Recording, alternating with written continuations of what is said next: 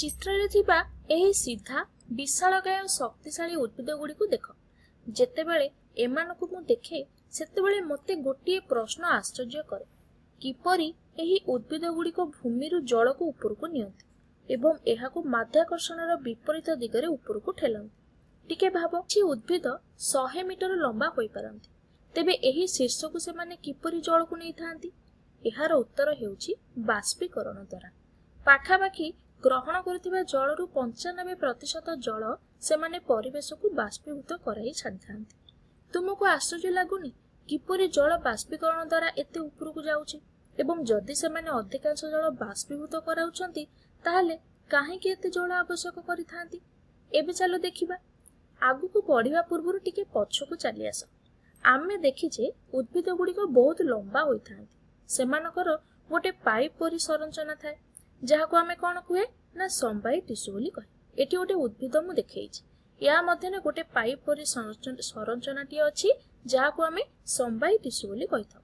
सेमाने खाद्य और जल को गोटी अंशरु अन्य अंशको परिवहन करिथांती। जेहेतु आमे दुईटी अलग अलग जिनिस खाद्य और जल कथा कहूचे, तेबे दुईटी अलग अलग पाइप रहिछि। गोटीको को आमे जाइलेम कहूचे जहाकी जल को परिवहन करूछि, एवं अन्यटी को आमे फ्लोएम कहूचे जहाकी द्रवीभूत खनिज लवण ए सब को कोन करूछि ना परिवहन करूछि। पूर्व वीडियो रे आमे एहा विषय बहुत भलो भाबे आलोचना करिछि। जदि तुमे बुझी पारिनो ताले आउ थरे से वीडियोटी देखि दियो। एही वीडियो रे आमे जल विषय रे जानिबा, तेणु आमे जाइलेम कोन ता विषय रे पढिबा एवं एहा किपरि काम करे ताहा मध्ये देखिबा। एहा विषय रे जानिबा पूर्व देखिबा कि ही पाइप केउठारु आसुछि, सेमाने ऊपर को किपरि पहुँचिले। ताहाले आमे एबे जानिबा जाइलेम किपरि सृष्टि हला। देखो, प्रथमे गोटे साधारण उद्भिदर गोटे एभली अंश थिला, किंतु जेतेबेले ताहा बड़ होला सेतेबेले ता भितर थिबा समस्त जिनिस को से हराइला, जेपरि न्यूक्लियस को हराइला, अंगिका गुडी को हराइला। एमिति कि समांतर कोष गुडी को जो थिला एगुडी को मध्य से धीरे धीरे हराई बसिला। देखो, एगुडी को हराई सारला परे गोटे लंबा पाइप हमकु मिल गला। एहा ही हेउछि जाइलेम। एवं जेहेतु यह खाली बा फंपा अछि, तेणु किपरि याकु जल द्वारा परिपूर्ण करि परिबा। एठी तुमे गोटे कथा आश्चर्य होउथिबो कि जदि एही कोष निजर समस्त अंगिका गुडी को हराइला ताले सेमाने किपरि जीवित रहिले?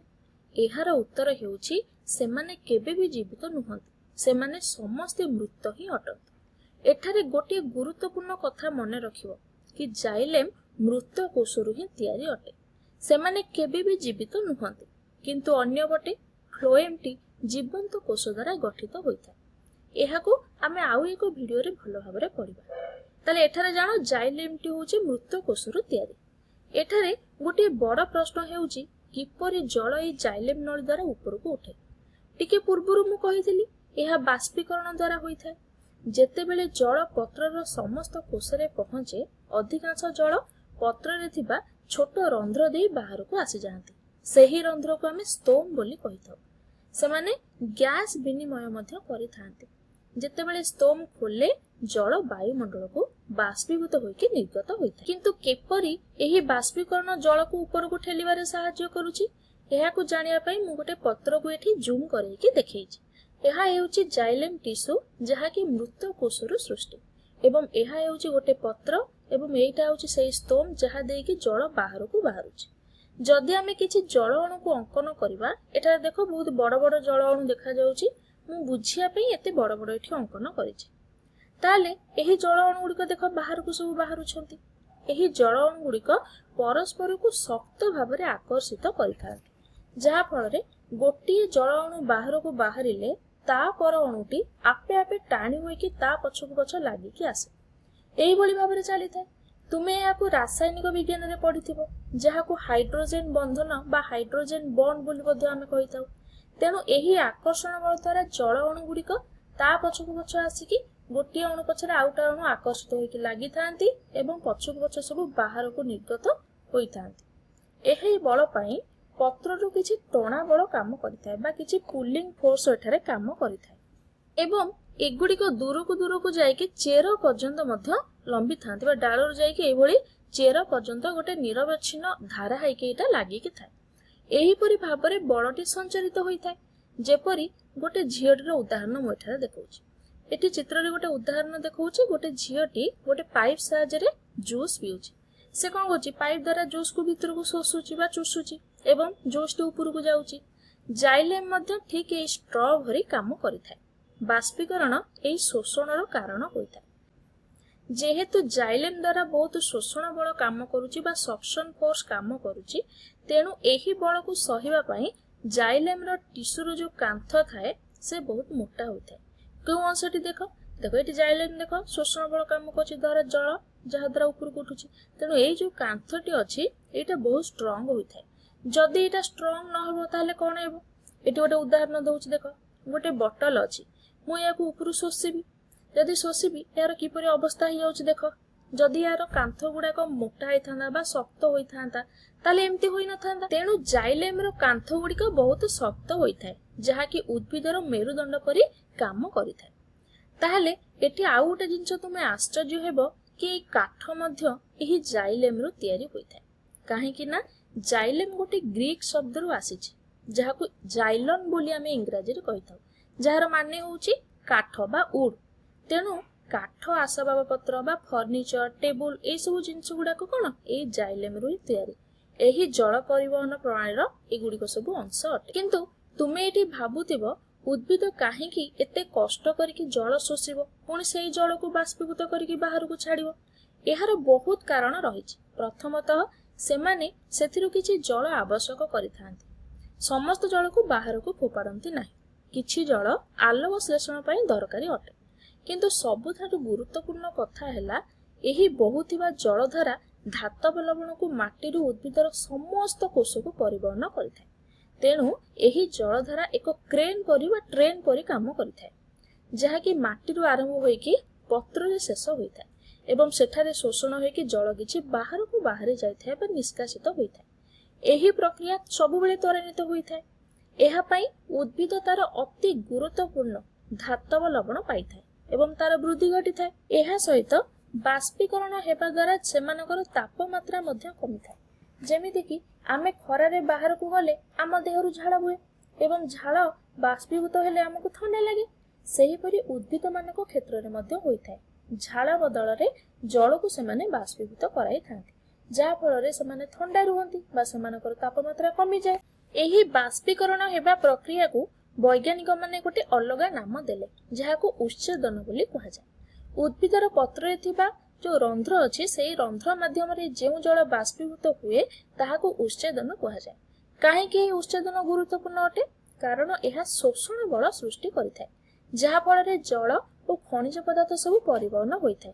एवं तापमात्रा कमिथाय जहाको बाष्पीभवन जनित शीतलीकरण बा बाष्पीभवन जनित शीतलीकरण कहा जाए एही दुईटी बहुत गुरुत्वपूर्ण अटे जहा फल रे जाइलेम भल भाबरे काम करि पारे तेबे एठारे गोटिए शेष प्रश्न हेउची कि राति समय रे कोन घटे काहेकि ना उच्छेदन प्रक्रिया पई ताप दरकार हुए जाहाको आमे दिन समय रे पाई पारुछे किंतु राति रे कोन एही जलधारा ऊपर को उठिबा को त्वरान्वित करिथाय कि एहा काहेकि तळ को पड़ी जाय नै कारण एठारे जल ऊपर को उठिया पई द्वितीय बल काम करिथाय जहा कि चेर रु आरंभ होइथाय बा मूल रु आरंभ होइथाय एहा गोटे चाप द्वारा काम करिथाय जाहाको आमे मूलज चाप बोली कहिथाउ एहा राति समय रे होइथाय जहा पई जलधारा केबे तळे पड़े ना तेणु एठी दुईटी बल काम करे आमे चाहिले गोटे हैला उच्छेदन जहाकि दिन रे काम करे आ गोटे हैला मूलज चाप जहा राति रे काम करे एठी गोटे मूल लोम को मु जूम करिकि देखाइछि देखो एठी कोन हेउछि एठी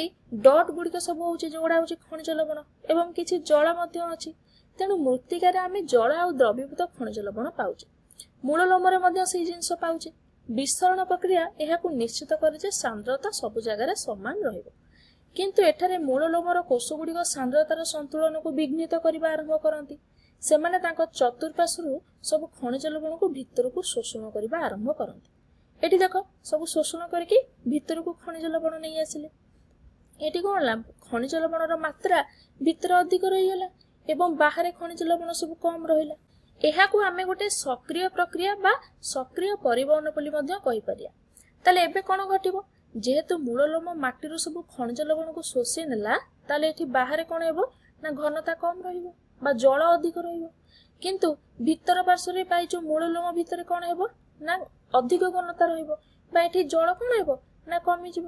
କିନ୍ତୁ ପ୍ରକୃତି ତ ସେଇଟା ଚାହେଁନି, ପ୍ରକୃତି ସବୁବେଳେ ଚାହେଁ ସନ୍ତୁଳନ।